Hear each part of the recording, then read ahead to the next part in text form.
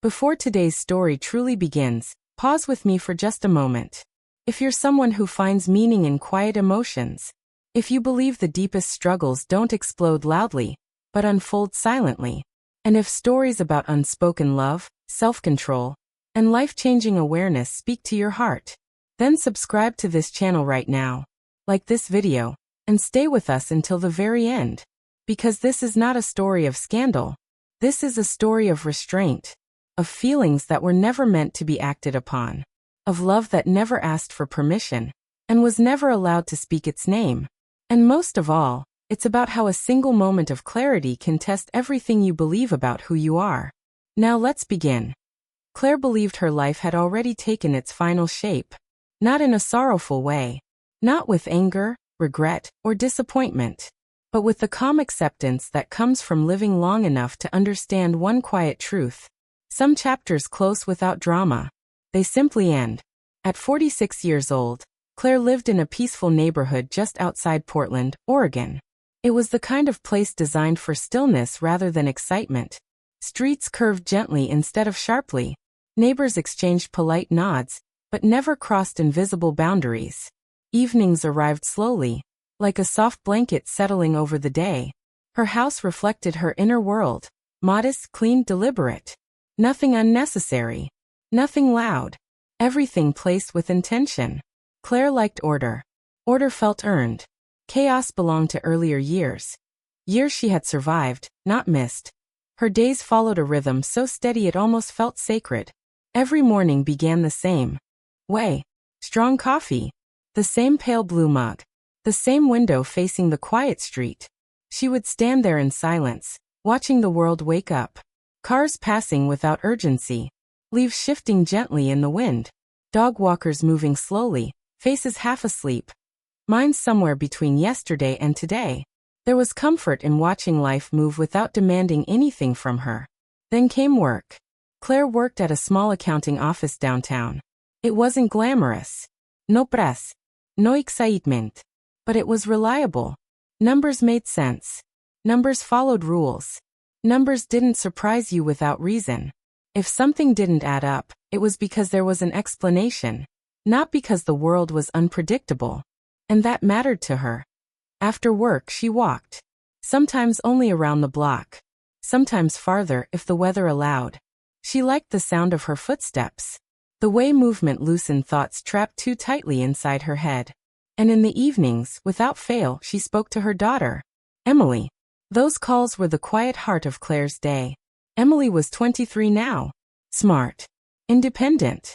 Warm in a way that felt effortless. She had become everything Claire had hoped for, and more. Raising her alone after the divorce hadn't been easy. There were years when money was thin. Years when exhaustion felt permanent. Years when decisions had to be made quickly, without room for doubt. And every time Claire chose responsibility, she never said that out loud.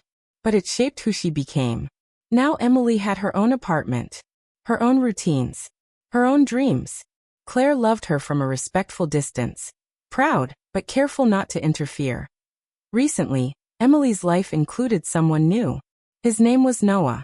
At first he existed only as a voice inside excited phone calls. Noah said this today. Noah thinks I should try. Noah doesn't rush me. He listens. Claire smiled during those conversations, genuinely happy. Every parent wants to believe their child has found someone kind. Someone safe. From everything Emily said, Noah seemed exactly that. Claire never imagined his name would come to mean anything more.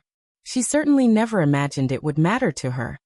The first time Claire met Noah was on a rainy Sunday afternoon. The sky had been gray all day.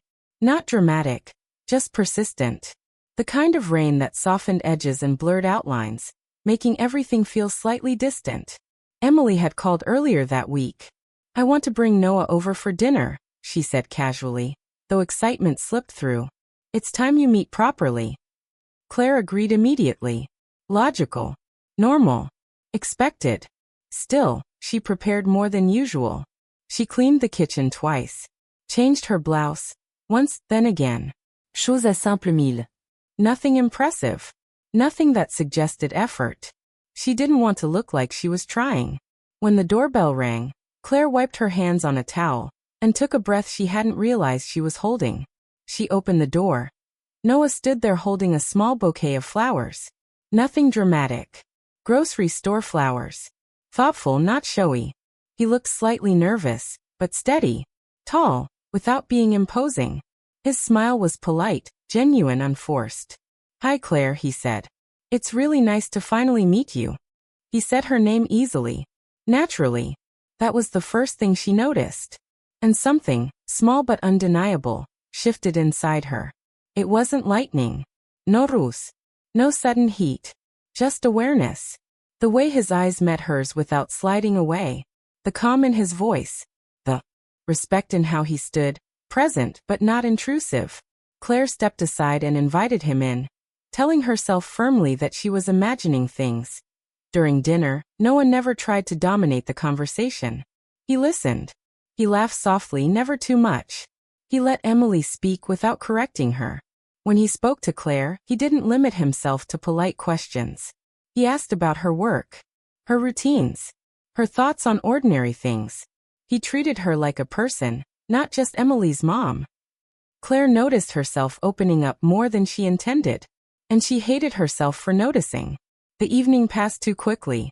Noah helped clear the table without being asked, rolled up his sleeves, washed dishes beside Emily, their voices low and easy. Claire watched from the doorway.